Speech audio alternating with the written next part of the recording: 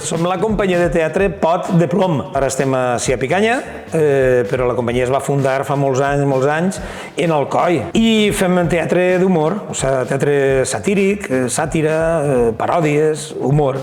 Com ens va afectar la Dana? A nivell en el local ens va afectar completament. Va tombar una paret, tot el material que teníem així guardat, tota l'oficina, tot es va eixir per la porta i el que va quedar estava enfangat. Així que a nivell pèrdues vam perdre tot el que teníem en l'oficina. La sensació que tenim és com d'estar reinventant-se tot el rato, perquè ja quan lo de la pandèmia ja va haver una reinvenció, una recapitulació de tot el que era la companyia i tal. I la Dana també. Sí, vam tindre un principi, un primer moment de moltes suspensions o ajornaments, perquè era com que no toca fer humor, no és el moment, i després, com vam tindre la sort de que el Ventorro va generar molt d'interès i ha portat molt de públic, sí que hem portat un any de prou de feina i sí que és de veres que més d'iniciatives privades que públiques. L'espectacle naix d'anar contant les anècdotes de la Dana a poquet. I ara, clar, sí que és un show. Ara el Ventorro és un show porno total.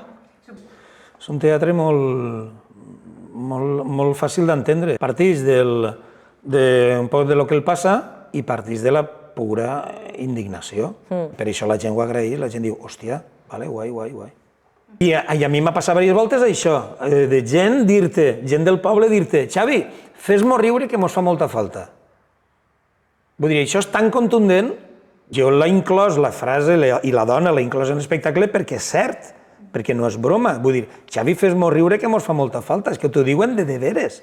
Perquè després te vinga un pallasso o una alcaldessa de turno i te diga és que no és momento perquè tal. Clar que és el moment adequat per a parlar d'aquestes coses i fer broma i fer lucubracions de lo que va passar en el Ventorro i tal. Tot el que està passant que té aquesta gravetat i aquesta contundència, fer un poc de risa i un poc d'humor, és un mecanisme d'activisme i és un mecanisme de mobilització. A vegades ridiculitzar als que estan manant és una bona estratègia i aquesta part és la que nosaltres podem oferir que potser altres propostes artístiques no ofereixen. Sí, jo la meva educació teatral ha sigut sempre l'humor, la sàtira, el fer broma de les coses quotidianes del poder. Una frase, per què t'han de contractar a tu? Per què m'han de contractar? Per el meu físic. Joder, és que no. A nivell creatiu, idees n'hi ha moltes. Però sí que és de veres que lo de la Dana, dius, home, vale, està ahí el Ventorro. Si voleu, jo el faig, però anem a anar fent altres coses.